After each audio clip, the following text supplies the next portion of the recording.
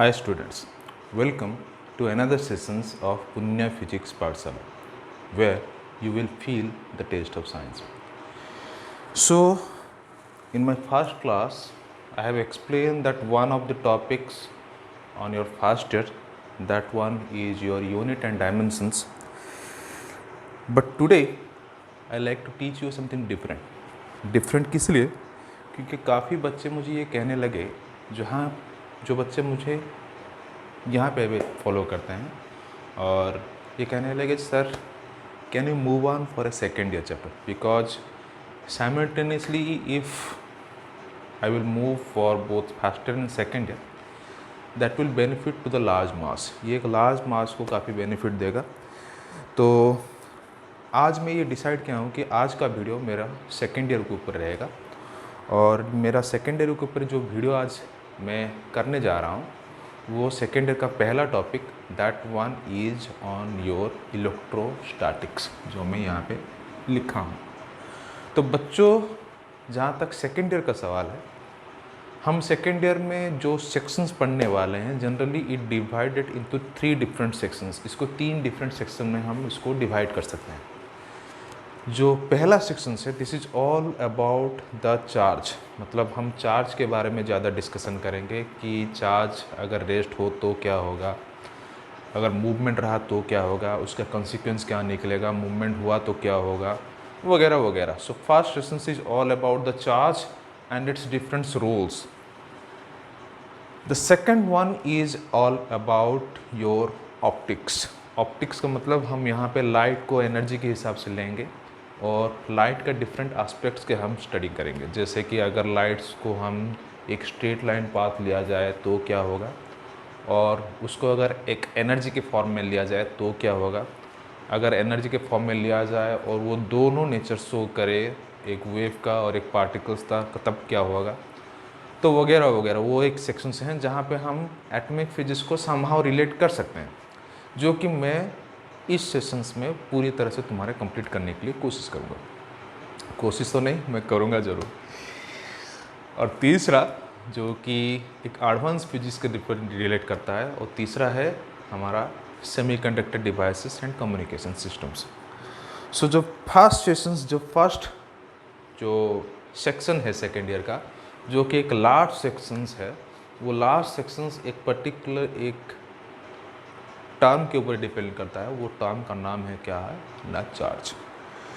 So today we will discuss about the charge. हम charge के बारे में पढ़ेंगे और चार्ज के बारे में पढ़ने के बाद चार्ज का क्या कंसिक्वेंस हो सकता है, अगर वो रेस्ट रहे तो क्या होगा, अगर मूवमेंट रहे तो क्या होगा, उसके बारे में हम आज पढ़ने वाले हैं। तो आज हम चार्ज को शुरू करने से पहले, ये टॉपिक को शुरू करने से पहले मैं कुछ कहना चाहता हूँ वो स्टूडेंट को जो अब 11th पास होके 12th की तरफ आगे जा रहे हैं। उनको सिर्फ एक एंगल के हिसाब से, एक नज़रिया के हिसाब से मैं उनको कुछ कहना चाहता हूँ। वो जो मैं कहना चाहता हूँ वो मैं अभी लिख रहा हूँ, ध्यान से देखिए। जब हम फोर्स के बारे में बात कर रहे हैं, मैं अभी इलेक्ट्रोस्टैटिक्स के बारे में बात नहीं कर रहा हूँ, मैं अभी फोर्स के बारे में बात कर रहा हूँ, क्योंकि वो कुछ हद तक उसके साथ रिलेट है। क्योंकि हम जब फोर्स के बारे में बात कर रहे हैं तो फोर्स जनरली इस यूनिवर्स में हम हमेशा फोर्स 2 बॉडी के ऊपर लेते हैं। जब भी हम फोर्स के बारे में बात करते हैं हम हमेशा फोर्स को 2 बॉडी के ऊपर लेते हैं। सो जो 2 बॉडी के ऊपर लेते हैं, आइदर वो 2 बॉडी का मास एक लार्ज मास, एक मैक्रो लेवल का मास होना चाहिए, और दूसरा वो मास काफ़ी स्मॉल होना चाहिए, लेकिन मास जरूर होना चाहिए। तो अगर मैं 2 बॉडी के ऊपर मैं फोर्स के बारे में कह रहा हूँ, अगर वो 2 बॉडीज़ में एक वेल डिफाइंड मास के बारे में बोलूँ, तो वेल डिफाइंड मास के ऊपर जो फोर्स निकलेगा उस फोर्स को हम ग्रेविटेशनल फोर्स कहते हैं।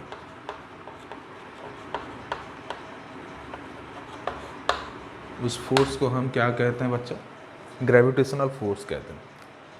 यहाँ पे जो हम ग्रेविटेशनल फोर्स कह रहे हैं, वहाँ पे हम फोर्स को 2 डिफरेंट मासेस के बीच का फोर्स कहते हैं, जो कि कुछ डिस्टेंस ऑफ सेपरेशंस के बीच रहना चाहिए, और वो डिस्टेंस ऑफ सेपरेशंस अगर r होगा तो हम फोर्स F को कह सकते हैं Km1m2/r², जहाँ पे K को हम G के हिसाब से ले सकते हैं, दैट वन इज Gm1m2/r²। उस G को हम ग्रेविटेशनल कांस्टेंट कहते हैं। उसके बारे में डिटेल कहना नहीं चाहता। और यहाँ पे हम जो फोर्स कह रहे हैं ये सबको मालूम है, ये फोर्स एक अट्रैक्टिव फोर्स रहेगा जो कि दोनों बॉडी को अट्रैक्ट करते हैं। ये सब कुछ हम पढ़ चुके हैं, फर्स्ट ईयर में हम पढ़ चुके हैं, जब हम ग्रेविटेशन पढ़े थे उसके ऊपर पढ़ चुके हैं। यहाँ पे हम दोनों बॉडी के कुछ डेफिनेट मासेस कह रहे हैं, m1 m2 एक डेफिनेट मासेस होना बहुत ज़रूरी है। लेकिन अगर ये दोनों बॉडी के ऊपर कुछ चार्ज रखा गया और एक चार्ज को कहा गया Q1 और दूसरे को चार्ज को कहा गया Q2, और दोनों के बीच का डिस्टेंस ऑफ सेपरेशन भी कुछ r ही होगा, तो यहाँ पे भी एक फोर्स निकलेगा। यहाँ पे भी हम एक फोर्स को अप्लाई कर सकते हैं। और ये जो फोर्स होगा, ये फोर्स जैसे कि हम प्रीवियस मतलब यहाँ पे हम जैसे डिस्कस करेंगे, यहाँ पे हम जैसे फोर्स को दो बॉडी के ऊपर कंसिडर कर रहे हैं, यहाँ पे भी एक फोर्स अप्लाई होगा जो कि एग्जैक्टली सेम अप्रोच को फॉलो करेगा। और वहाँ पे भी हम लिखेंगे क्या, K instead of mass m1 m2 हम लिखेंगे Q1 Q2, distance of separation कितना होगा ना r, तो हम लिखेंगे कितना ना r²। ये K का वैल्यू क्या होगा हम बाद में इसके ऊपर डिस्कशन करेंगे। लेकिन हाँ, ये क्लियर है कि हम अगर मास पकड़ लिए, उसके ऊपर जो भी फोर्स आएगा, मास के बदले हम अगर चार्ज लेंगे तो उसके ऊपर भी वैसे ही एक फोर्स गिरेगा जैसे कि मास के बीच गिरा था। तो वो जो फोर्स आएगा वहाँ पे हम जो चार्ज को कंसिडर कर रहे हैं, वो चार्ज का कुछ डेफिनेट नेचर होना बहुत ज़रूरी है। और वो नेचर क्या है, उसमें से एक खास नेचर है क्या, कि वो चार्ज रेस्ट में होना बहुत ज़रूरी है। उस चार्ज को हम रेस्ट में लेना बहुत ज़रूरी है। और इसीलिए ये जो फोर्स हमें मिलेगा उसको हम इलेक्ट्रोस्टैटिक्स फोर्स कह सकते हैं। तो अभी इस फोर्स को जो हम यहाँ पे कंसिडर कर रहे हैं, ये जो इलेक्ट्रोस्टैटिक फोर्स हम कह रहे हैं, यहाँ पे हम ये कंसिडर करने जा रहे हैं कि जो भी दो चार्ज को हम लेंगे, वो चार्ज कुछ भी क्यों ना हो, लेकिन वो चार्ज रेस्ट में होना बहुत ज़रूरी है। तो अभी क्वेश्चंस ये हुआ कि कौन से कंडीशंस में हम ये दो चार्ज को रेस्ट में ले सकते हैं। सो वो जो प्रॉपर्टी है जहाँ पे हम एक इलेक्ट्रोस्टैटिक फोर्स, एक इलेक्ट्रिक फोर्स के ऊपर डिस्कशन करने जा रहे हैं, जहाँ पे हम चार्ज को रेस्ट में लेंगे, उस टॉपिक का नाम कहा जा सकता है क्या, इलेक्ट्रोस्टैटिक्स। तो आज हम यही सब्जेक्ट को डिस्कस करने वाले हैं। सो ध्यान से सुनिए, काफ़ी वाइटल सब्जेक्ट है, काफ़ी इंटरेस्टिंग सब्जेक्ट है। तो इसको हम आज इन डिटेल डिस्कशन करने जा रहे हैं। So let we start about your electrostatic.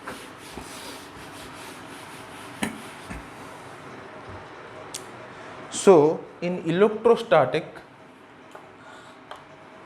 इसको अगर हम एक ब्रॉड मैनर में एक्सप्लेन करें तो इलेक्ट्रोस्टैटिक्स को हम कह सकते हैं क्या ना, that one is your electrostatic. तो हम अगर कंबाइन कर लें तो वो फॉर्मेट देगा क्या ना, इलेक्ट्रोस्टैटिक। इस पर्टिकुलर स्टेटमेंट से हमें कुछ आइडिया मिल रहा है। क्या आइडिया मिल रहा है ना, हम यहाँ पे इलेक्ट्रॉन को स्टैटिक ले रहे हैं। स्टैटिक का मतलब क्या है ना, रेस्ट ले रहे हैं। और इलेक्ट्रॉन यहाँ पे रिप्रेजेंट करता क्या है ना, एक चार्ज को। किस तरह का चार्ज को ना, that one is your negatively charged, and you all know that what's the charge of the electrons. उसको हम डिटेल में डिस्कशन करेंगे बाद में। तो उसी हिसाब से हम इलेक्ट्रोस्टैटिक्स को कैसे एक स्टेटमेंट देके समझाएं ना, स्टेटमेंट कह सकते हैं उसको कि this is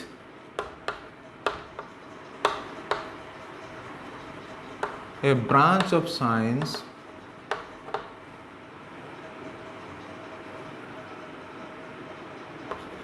which deals with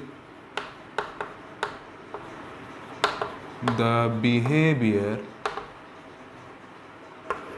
of charge at rest.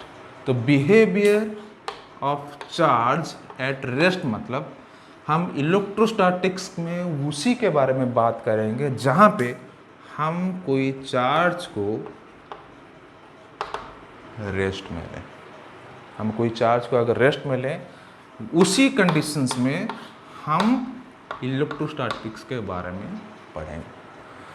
तो क्वेश्चंस है, अगर हम चार्ज को रेस्ट में ले रहे हैं तो कौन से कंडीशन में उसको रेस्ट में लेंगे, और हम कब कहेंगे कि बॉडी एक चार्ज बॉडी है और हम एक चार्ज बॉडी के बारे में बात कर रहे हैं। तो ये जो चार्ज बॉडी के बारे में बात करने वाले हैं, दैट्स व्हाट और first assignment, that one is what is charge. Charge है क्या, तो उसके बारे में हम पहले डिस्कशन करेंगे कि so let's go for that, what do you mean by charge.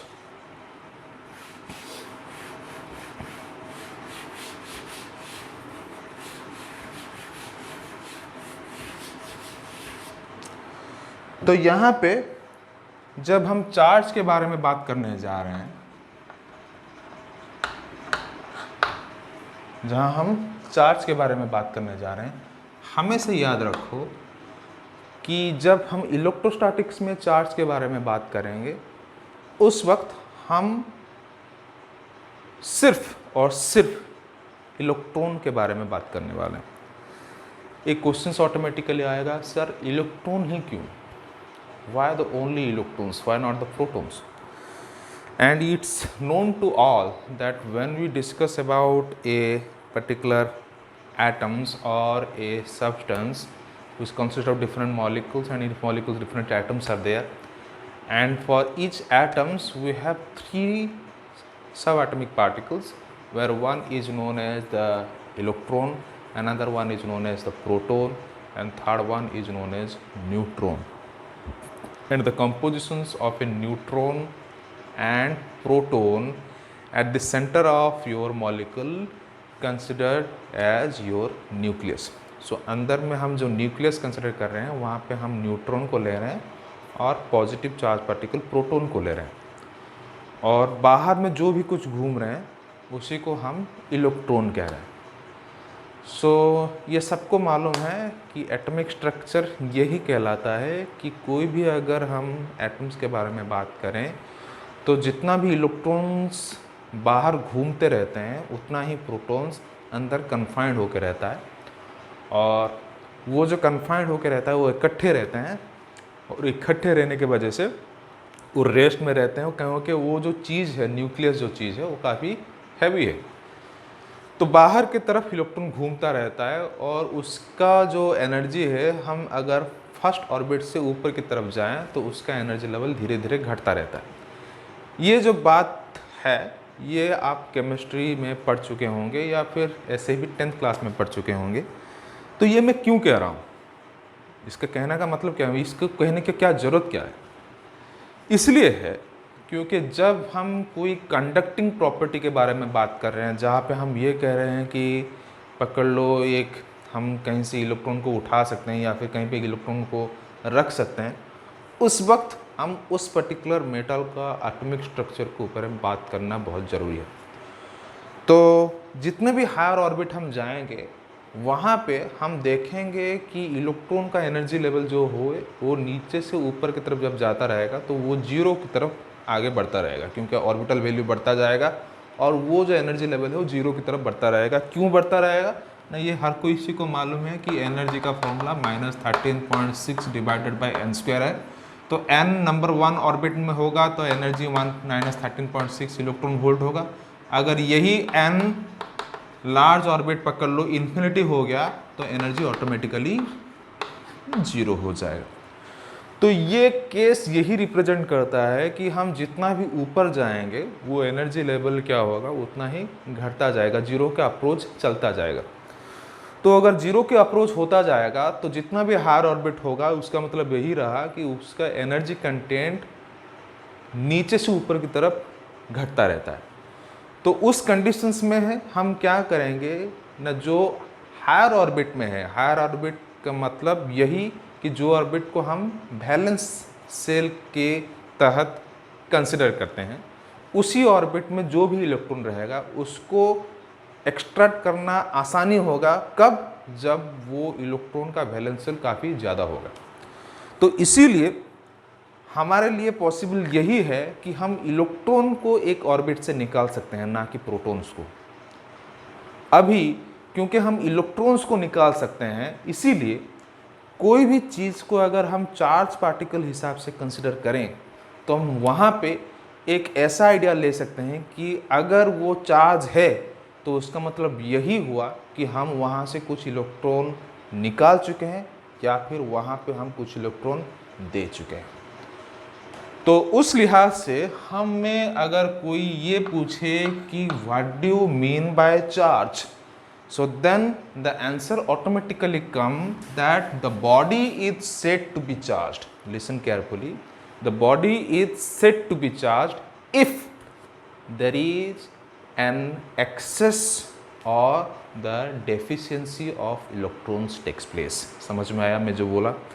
When the body is said to be charged, कोई अगर ये बोले कि आप चार्ज बॉडी कब कह सकते हैं, कोई बॉडी को चार्ज बॉडी कब कह सकते हैं, तब मेरा आंसर यही निकलेगा कि the body is said to be charged when there is an excess or the deficiency of electrons. Either उसमें इलेक्ट्रॉन्स ज़्यादा हो और उसमें इलेक्ट्रॉन्स कम हो। अगर ज़्यादा हुआ तो भी चार्ज है, अगर कम हुआ तो भी चार्ज है। तो उसी हिसाब से हम एक चार्ज बॉडी को डिफाइन कर सकते हैं। और दूसरी एंगल में अगर हमें कोई ये पूछे कि आप एक चार्ज बॉडी और एक चार्ज को कैसे कह सकते हैं, तो मैं इसको ये कहूँगा कि इट इज अ प्रॉपर्टी, मैं कहूँगा it is a property which explains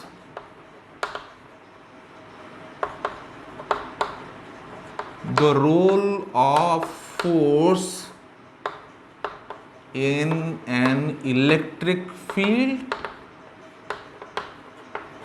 और मैग्नेटिक फील्ड। ये कुछ पेचीदा रह जाएगा, तो इसीलिए मैं इसको कहना पसंद नहीं करता। मैं हमेशा यही कहना पसंद करता हूँ कि इसको हम एक प्रॉपर्टी, ये जो लिखा गया है उसका मतलब ये हुआ कि ये एक ऐसा प्रॉपर्टी है जो कि एक इलेक्ट्रिक फील्ड और मैग्नेटिक फील्ड के बीच के फोर्स को एक्सप्लेन करता है।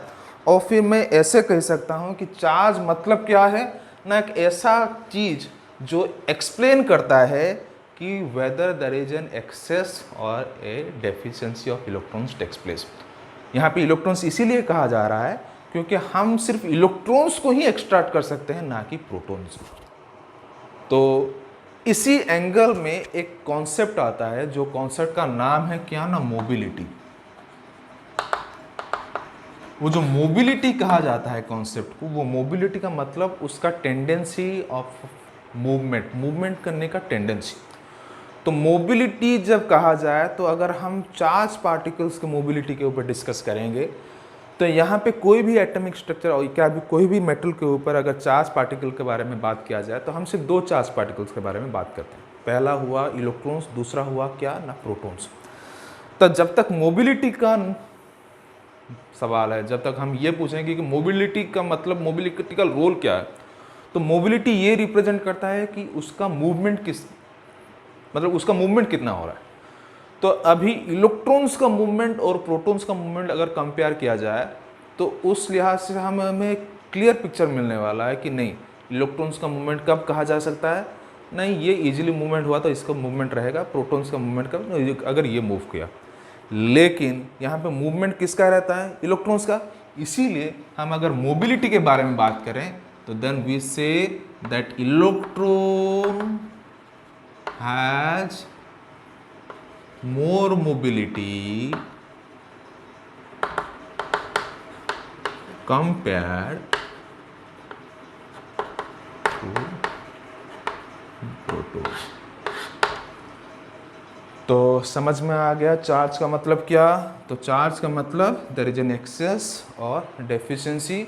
Y excess, because we always consider the electron as that can be added to the other particles or it can be extracted from the particles. The reason behind that is the mobility nature of the electrons, because it can move easily rather than the protons. So that's why we can take the electrons as a major parts to extract it from a given atoms or to add it with a given atom. So that's why the charging property of the body, whether the body is charged or not, can be properly defined with the nature of the electron, whether there is an excess or deficiency. तो अभी इस लिहाज से अगर कोई neutral body के बारे में बात करें, पकड़ लो एक न्यूट्रल बॉडी के बारे में बात किया जाए किसी का, तो वहाँ पे अगर Ne represents the number of electrons and Np represents the number of proton, then क्या होता है ना, न्यूट्रल के लिए हम कह सकते हैं number of electrons is equal to number of protons.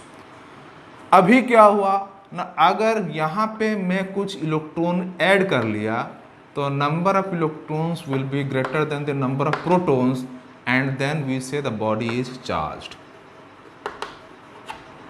तो चार्ज हुआ जहाँ पे हम नंबर ऑफ इलेक्ट्रॉन्स को नंबर ऑफ प्रोटॉन्स से ज़्यादा कह रहे हैं।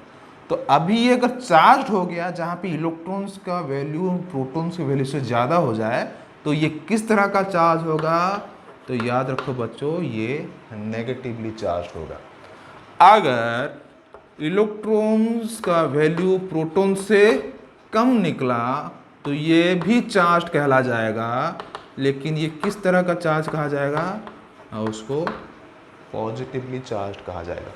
सो यहाँ पे हुआ क्या ना, एक्सेस ऑफ इलेक्ट्रॉन्स, यहाँ पे हुआ क्या ना, that one is your deficiency of electrons. और उस लिहाज से हम ये जो एक्सेस और डेफिशिएंसी हुआ, उस लिहाज से हम एक बॉडी को चार्ज बॉडी कह सकते हैं, लेकिन अगर एक्सेस हुआ तो उसको नेगेटिवली चार्ज, अगर डेफिशिएंसी हुआ तो पॉजिटिवली चार्ज। सो उसी हिसाब से हम किसी भी बॉडी को चार्ज बॉडी कह सकते हैं। और ये आपको शायद आइडिया हो चुका होगा कि हम चार्ज बॉडी में इलेक्ट्रॉन्स को क्यों ले रहे हैं। ये रहा चार्ज के बारे में, और यहाँ पे हम डिस्कस भी कर लिए कि कितने टाइप का चार्ज बॉडी हो सकते हैं। पहला या नेगेटिवली चार्ज, दूसरा क्या हुआ ना पॉजिटिवली चार्ज। अभी जो हम तीसरे कॉन्सेप्ट की तरफ जाएंगे, that one is known as what, the production of charge. अभी हम जो तीसरे कंडीशन को जाएंगे, that one is known as what, your production of charge. So let we discuss about your production of charge.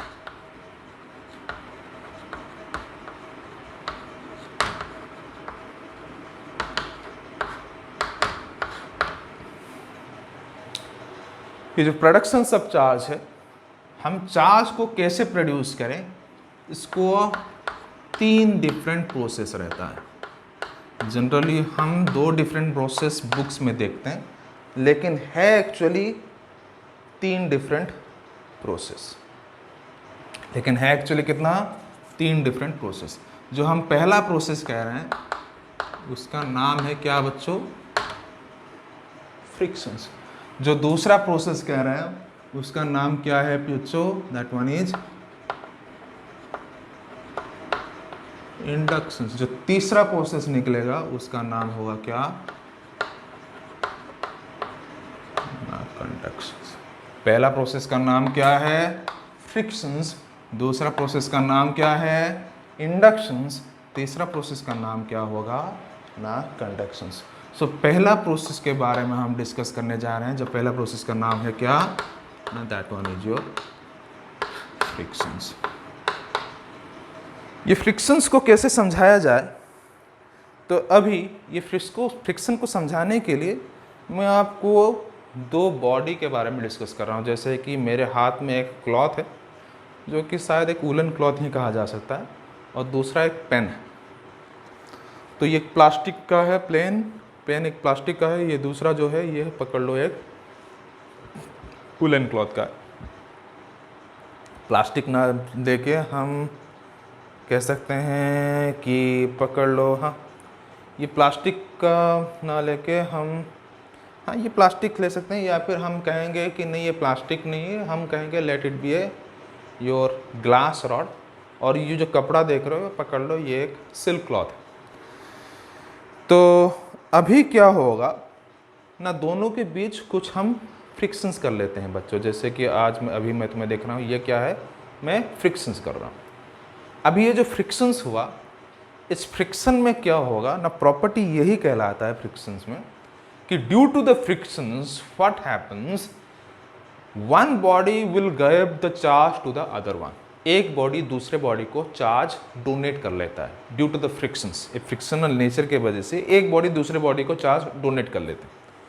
तो जब डोनेट कर लेते हैं एज ए पेयर, हम पिछले जैसे देखेंगे, प्रीवियसली अगर देखेंगे एज ए पेयर, यहाँ पे जितना इलेक्ट्रॉन वहाँ पे जितना इलेक्ट्रॉन, टोटल सिस्टम में जो भी इलेक्ट्रॉन रहेगा क्या ना, सेम रहेगा। लेकिन अगर फ्रिक्शंस कर लिया जाए तो यहाँ पे कुछ इलेक्ट्रॉन्स यहाँ पे, या फिर यहाँ का कुछ इलेक्ट्रॉन यहाँ पे, depending on the material transfer हो जाएंगे। तो वो जो ट्रांसफर हो जाएंगे एज ए सिस्टम्स, इलेक्ट्रॉन कहीं जा नहीं रहा है, कहीं पे लॉस नहीं हो रहा है, लेकिन हाँ यहाँ पे डिस्ट्रीब्यूशंस का कुछ अलग ही प्रॉब्लम है। डिस्ट्रीब्यूशंस क्या होता है ना, यहाँ पे इलेक्ट्रॉन्स एक बॉडी से दूसरे बॉडी की तरफ ट्रांसफर हो जाते हैं। तो वैसे जो नेचर रहता है, due to the frictions when the charge will change its place, means एक प्लेस से दूसरे प्लेस से अगर मूवमेंट कर ले, तो उसी हिसाब से उस कंडीशंस में क्या होगा न, जो पहले न्यूट्रल था वो फ्रिक्शन के वजह से पकड़ लो कुछ चार्ज इसको डोनेट कर लिया, फ्रिक्शन के वजह से कुछ चार्ज इसको डोनेट कर लिया। तो जब जो चार्ज डोनेट कर लेगा तो यहाँ पे क्या हो जाएगा बच्चों, जो नेट चार्ज है वो कम हो जाएगा।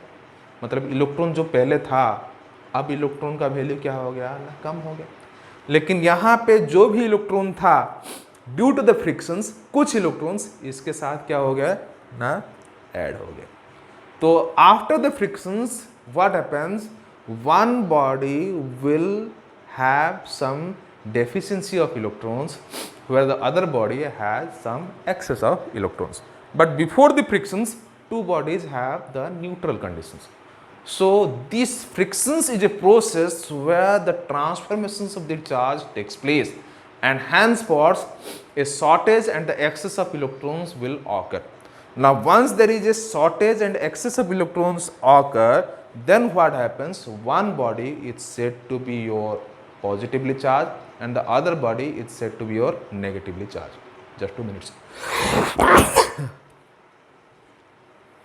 Is your negatively charged. So now what happens, यहाँ पे इस फ्रिक्शन के वजह से हम क्या कहेंगे कि चार्ज ट्रांसफर हो रहा है, due to the transformation of the charge the body is what, your charge. Now here ये कैसे चार्ज होता है, ये डिपेंड करता है ऑफ ए पेयर। कौन से पेयर, कौन से पेयर ना, अगर हम पेयर के बारे में कंसिडर करें, ध्यान से देखो, एक पेयर हम कहेंगे नेगेटिवली चार्ज, दूसरे पेयर को हम बोलेंगे क्या, पॉजिटिवली चार्ज। तो वो जो पेयर है, मैं पहले पेयर के बारे में बात कर रहा हूँ। पहला पेयर होगा क्या, that one is your silk cloth with your glass rod. दूसरा पेयर के बारे में क्या बोलूँ ना, that one is your ebonite rod with your woollen cloth. तीसरे बारे में क्या बोलूँ, that one is your amber rod with the same woollen cloth. Fourth के बारे में क्या बोलूँ, that one is a plastic with hair. ये जो मैं लिख रहा हूँ ये दोनों एक कॉम्बाइन पेयर है बच्चों, ये दोनों एक कॉम्बाइन पेयर है। मतलब यहाँ पे क्या होगा, अगर हम एक ग्लास रॉड को एक सिल्क क्लॉथ के साथ फ्रिक्शंस कर लेंगे तो ग्लास रॉड में क्या होगा ना, इलेक्ट्रॉन्स यहाँ पे ट्रांसफर हो जाएगा, तो यहाँ पे शॉर्टेज होगा और यहाँ पे एक्सेस होगा। Due to the shortage this becomes positively charge and that one becomes negatively charge. लेकिन कोई वुलन क्लॉथ को अगर हम इबोनाइट रॉड में फ्रिक्शंस इंट्रोड्यूस करें तो वूलन क्लॉथ से कुछ चार्ज इबोनाइट रॉड की तरफ जाएगा, जिसके वजह से ये पॉजिटिव चार्ज हो जाएगा और ये नेगेटिव चार्ज होगा। तो कोई पूछेगा कि सर आप कैसे कह सकते हैं कि ये नेगेटिव चार्ज हो जाएगा, ये पॉजिटिव चार्ज हो जाएगा? तो इसके लिए हम एक एक्सपेरिमेंट भी कर सकते हैं। कैसे एक्सपेरिमेंट कर सकते हैं बच्चों? कि वैसे ही कंडीशंस जहाँ पे हम दो ग्लास रॉड को एक सिल्क क्लॉथ के साथ फ्रिक्शंस के साथ इंट्रोड्यूस कर सकते हैं और दूसरा एक इबोनाइट रॉड को एक वूलन क्लॉथ के साथ। After the frictions when the two glass rod will come closer to each other, we will find they will repel each other. But when the glass rod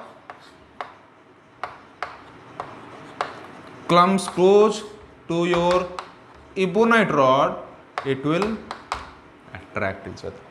तो इस nature से हम ये decide कर सकते हैं कि ये रिपेल हुआ इसलिए हुआ क्योंकि दोनों का चार्ज सेम है, या अट्रैक्ट हुआ इसलिए हुआ कि दोनों का चार्ज डिफरेंट है। तो ये तो दूसरा मामला है और उसी हिसाब से हम कंसिडर कर सकते हैं क्या ना, yes, due to such pairing one is positively charge, another one is negatively charge. तो this is what the process where we can make the things charged and the process is what the frictional process। ये जो process का नाम है इसको हम कहेंगे क्या ना, that one is your frictional process। अब जो दूसरा प्रोसेस का नाम है उसका नाम है क्या ना, induction. so let me discuss about your induction।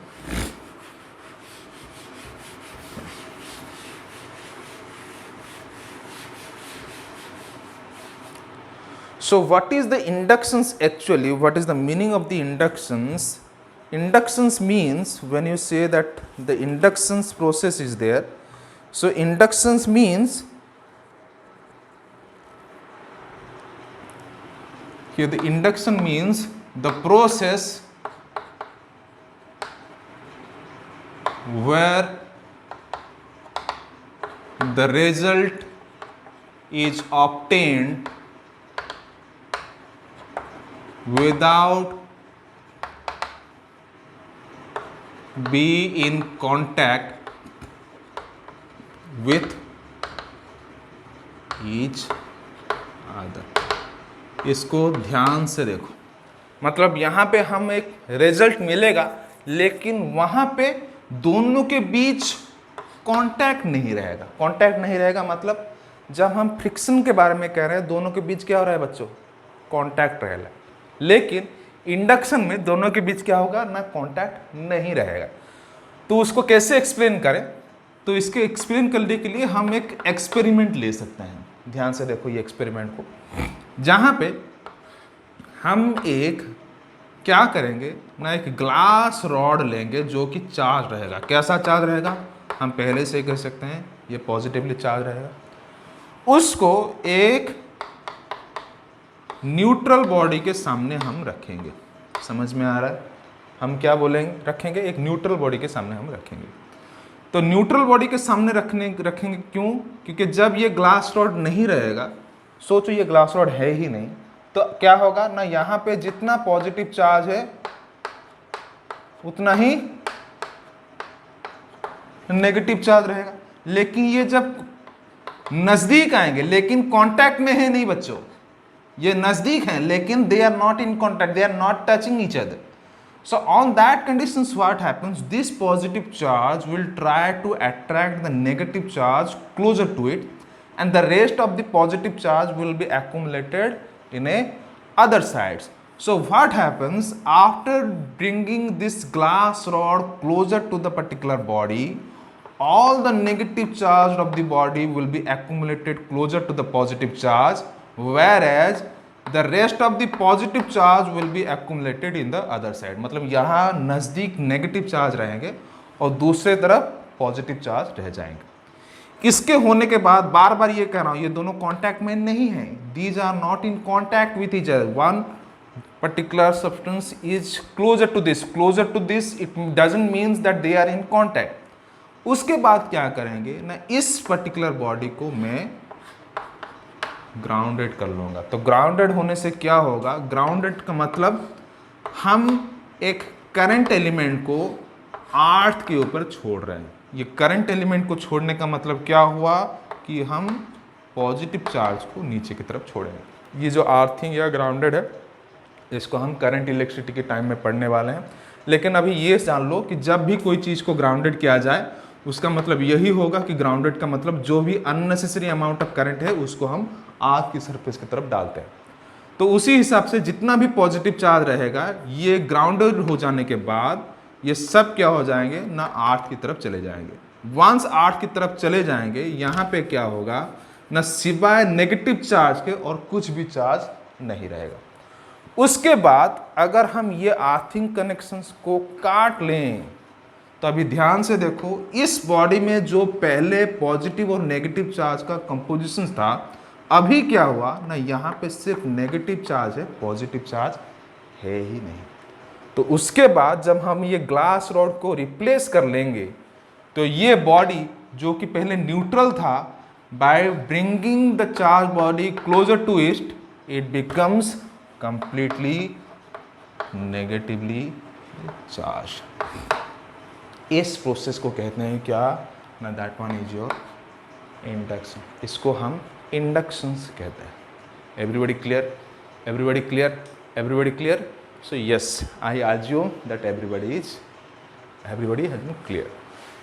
तो उसके बाद ये जो इंडक्शंस प्रोसेस हुआ, इंडक्शन प्रोसेस के बाद जो तीसरा प्रोसेस देखेंगे वो प्रोसेस का नाम क्या है बच्चों? That one is your conductions. Conductions क्या है? पकड़ लो एक स्फीयर है जिसका नाम है ए और दूसरा क्या है ना पकड़ लो ये है बी। दोनों के बीच का रेडियस पकड़ लो कितना हुआ ना आर और दूसरा का रेडियस हुआ कितना आर। इसको आर ए लिख लेते हैं, इसको आर बी लिख लेते हैं। यहाँ पे पकड़ लो चार्ज कितना है ना क्यू ए है, यहाँ पे पकड़ लो चार्ज कितना है ना क्यू बी है। ओके तो अभी दोनों को एक कंडक्टिंग वायर के हिसाब से ज्वाइंट करना हम शुरू करने वाले हैं। जब एक कंडक्टिंग वायर के हिसाब से हम उसे ज्वाइंट कर लेंगे बच्चों, ध्यान से सुनो, जब हम एक कंडक्टिंग वायर के हिसाब से उसको हम ज्वाइंट कर लेंगे तो यहाँ पे जो चार्ज का डिस्ट्रीब्यूशन रहेगा, ध्यान से देखो यहाँ पे क्या हुआ ना एक बॉडी का चार्ज क्यू ए है, दूसरे बॉडी का चार्ज क्यू बी है, यहाँ पे एक का रेडियस आर ए है, दूसरे का रेडियस आर बी है। यहाँ पे अगर हम दोनों को इन कांटेक्ट ले आए तो यहाँ पे जो डिस्ट्रीब्यूशंस होगा उसका जो डिस्ट्रीब्यूशंस होगा किस तरह का होगा ना Q A by Q B is equal to R A by R B. समझ में आ रहा है या नहीं आ रहा है? यहाँ पे जो डिस्ट्रीब्यूशंस होगा, यहाँ पे डिस्ट्रीब्यूशंस क्या कहा जाएगा ना Q A by Q B होगा कितना ना R A by R B. अभी ध्यान से देखो ये जो डिस्ट्रीब्यूशंस हुआ यहाँ पे ये दोनों का चार्ज का वैल्यू क्या होगा ये दूसरी बात है, लेकिन दोनों का रेडियस के ऊपर एक रिलेशंस है और ये रिलेशंस सिंबलाइज क्या करता है ना चार्ज का जो कंडक्टिंग प्रॉपर्टी है वो स्फेरिकल बॉडी के लिए उसके रेडियस के ऊपर डायरेक्टली प्रोपोर्शनल है। समझ में आ रहा है? समझ में आ रहा है? ये जो प्रॉपर्टी है ये प्रॉपर्टी जनरली आपका थोड़ा एडवांस प्रॉपर्टी के हिसाब से गिना जा सकता है। इसको हम एक क्वेश्चंस के जरिए उसको हम समझ सकते हैं। तो वो जो क्वेश्चंस है वो अभी मैं तुमको देने जा रहा हूँ, ध्यान से सुनो। अभी जो मैं क्वेश्चंस कहने जा रहा हूँ वो क्वेश्चंस को ध्यान से सुनो। क्वेश्चंस होगा कि two bodies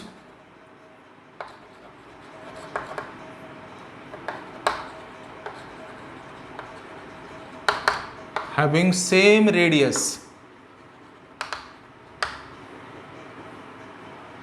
contain the charge Q and 0। मतलब एक का चार्ज Q है, दूसरे का चार्ज कितना हुआ ना 0 हुआ। After the conduction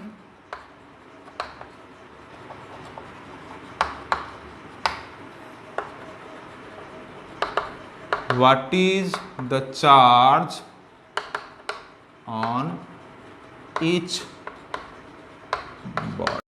okay students, जो थोड़ा प्रॉब्लम होने की वजह से मेरा पिछला वीडियो बीच में ही अटक गया था। बार बार ये चेक करने के लिए काफ़ी ज़रूरी हो गया था मेरे लिए कि वीडियो विदाउट इंटरप्शंस चल रहा है कि नहीं।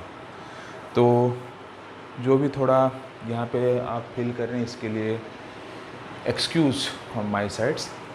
तो जो क्वेश्चन को हम डिस्कस करने जा रहे थे वो क्वेश्चंस था that we are taking two charges, one has the charge q, another has a charge 0, both have the same radius r. Now when they are in contact with each other, means इसको हम अगर conduction के process की तरफ ले, so how the charge will be distributed. This one is known as the distribution of charge due to conduction. तो इसको समझने के लिए हम पहले से ही डिस्कस कर चुके हैं कि that charge is directly proportional to the radius. Now on these particular conditions, when the charge has the tendency to move from one body to the another one, let I assume this body name is A and this body name is B, and after the conductions let QA be the charge of body A and QB be the charge of body B. Now here let RA be the radius of A, RB be the radius of B. According to this property, I can say QA by QB is equal to RA by RB. अभी हम ये discuss करने वाले हैं कि जब एक का बॉडी चार्ज Q है, दूसरे का चार्ज 0 है, तो when they will be in contact with each other, then how the charge will be distributed.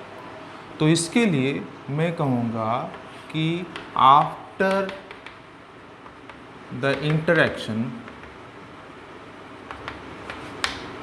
मैं कहूँगा let A has a charge x, that is QA, and B has a charge, that one is QB, which is equal to that your q minus x. ये पूछा जा सकता है sir आप q minus x क्यों लिखे?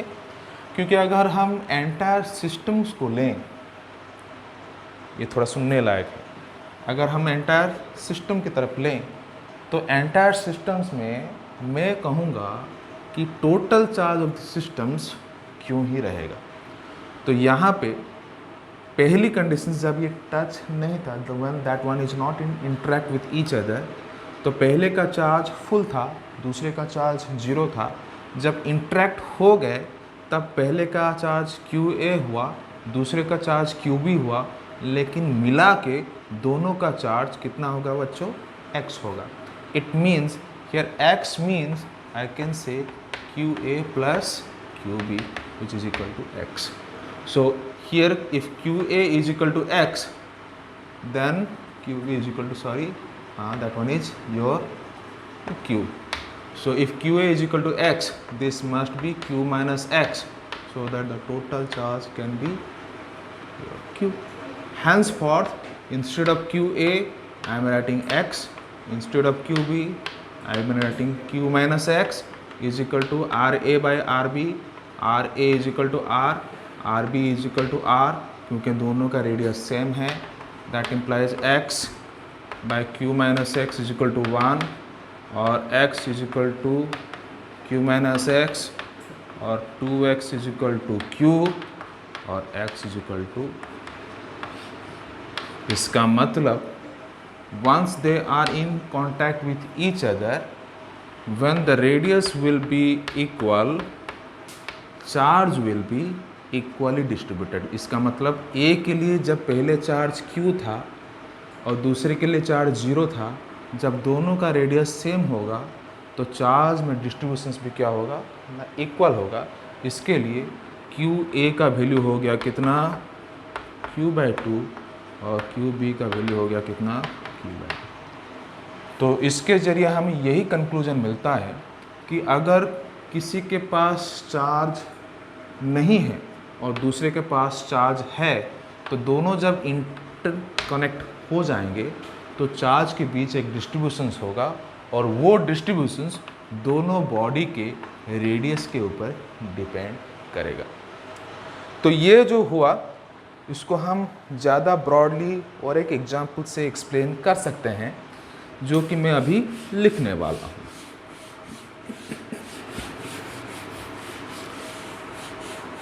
Questions ध्यान से सुनो। एक फिगर दिया गया है।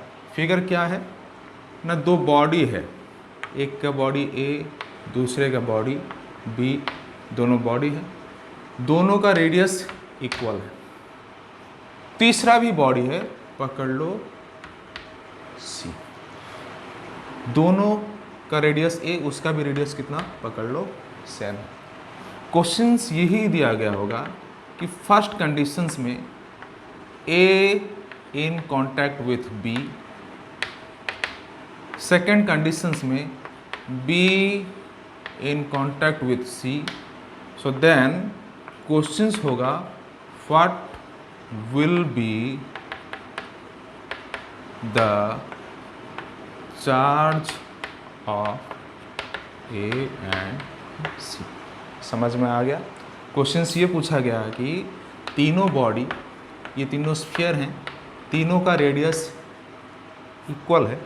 पहले हम बॉडी ए को बी के साथ टच कर रहे हैं, फिर बॉडी बी को सी के साथ टच कर रहे हैं, तो अब ए और सी का चार्ज कितना होगा। इसमें डाटा दिया गया है कि सिर्फ ए का चार्ज क्यू है और दोनों का चार्ज 0 है।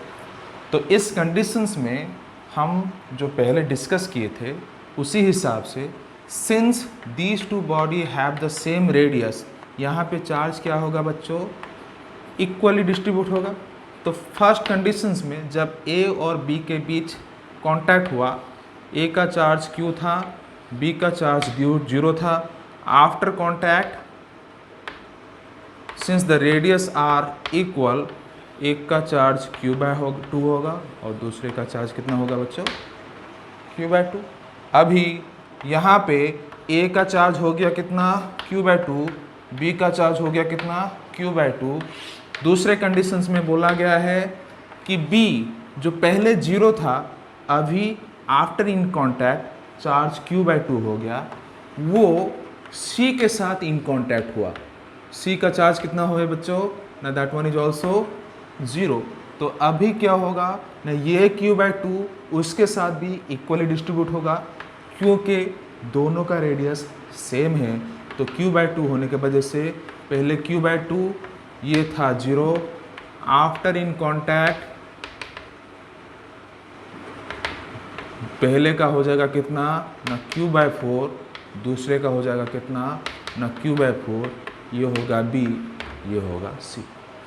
तो क्वेश्चंस पूछा गया है कि what will be the charge of A and C। तो पहले ही कंडीशंस में हम A का चार्ज कितना लिखे हैं, A का चार्ज होगा Q/2 और C का चार्ज हुआ कितना बच्चों, that one is Q/4। So in this way we have distributed the charge from one body to another body with the help of your conduction। तो ये जो प्रोसेस था, these are the process through which we can make the body charged।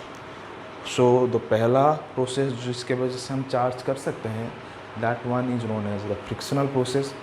दूसरा process is known as the induction process and तीसरा process is what, your conduction process। this process is somehow exceptional। इसको generally question पूछा जाता है with the combinations of your Coulomb's law. तो हम जब Coulomb's law में चार्ज के ऊपर फोर्स के बारे में डिस्कस करेंगे, तब इसका यूज काफ़ी ज़्यादा आएगा। तो वो कूलम्स लॉ है क्या and how we can define the Coulomb's law, and again that what's the property of a charge and how it is related with the mass. That part I will discuss in my next class. तो तब तक के लिए घर में रहिए, आराम से रहिए, बाहर मत निकलिए, और उस वक्त तक मुझे इजाज़त दीजिए। नमस्कार, सबा खैर, खुदा हाफिज़। ओके स्टूडेंट्स, जो थोड़ा प्रॉब्लम होने की वजह से मेरा पिछला वीडियो बीच में ही अटक गया था। बार बार ये चेक करने के लिए काफ़ी ज़रूरी हो गया था मेरे लिए कि वीडियो विदाउट इंटरप्शंस चल रहा है कि नहीं।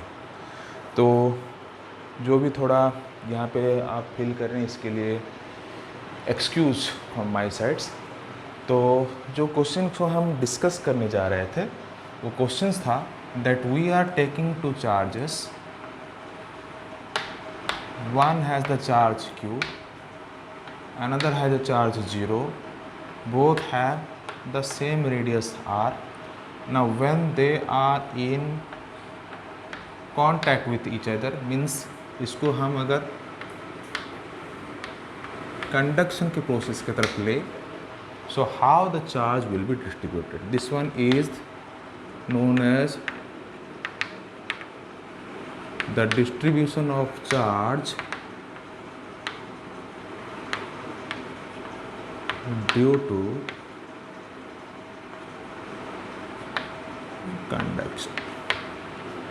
तो इसको समझने के लिए हम पहले से ही डिस्कस कर चुके हैं कि that charge is directly proportional to the radius.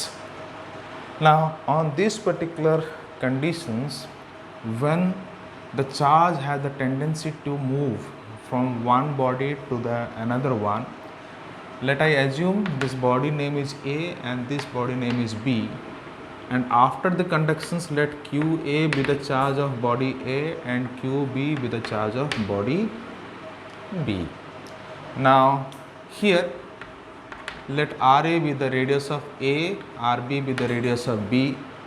According to this property, I can say QA by QB is equal to RA by RB.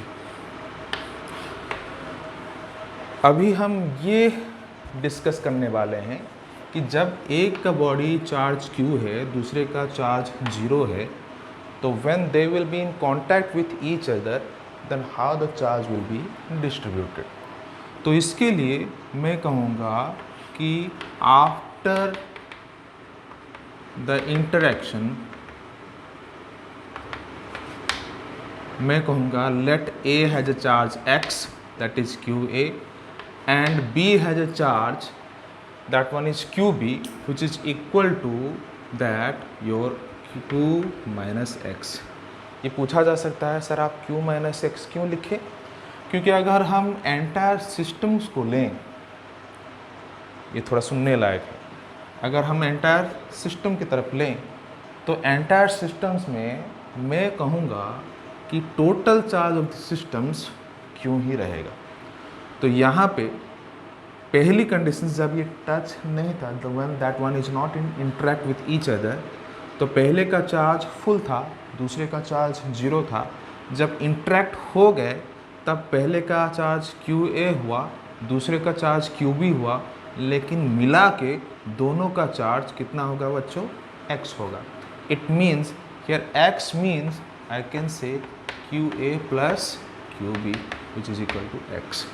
So here if QA is equal to x then QB is equal to that one is your Q. So if QA is equal to x, this must be Q minus x, so that the total charge can be your Q.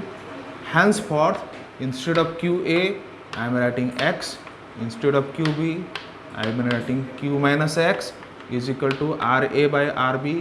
RA is equal to R. RB is equal to R. क्योंकि दोनों का radius same है. That implies x by Q minus x is equal to 1, और x is equal to Q minus x, और 2x is equal to Q, और x is equal to. इसका मतलब once they are in contact with each other, when the radius will be equal, charge will be equally distributed। इसका मतलब A के लिए जब पहले चार्ज Q था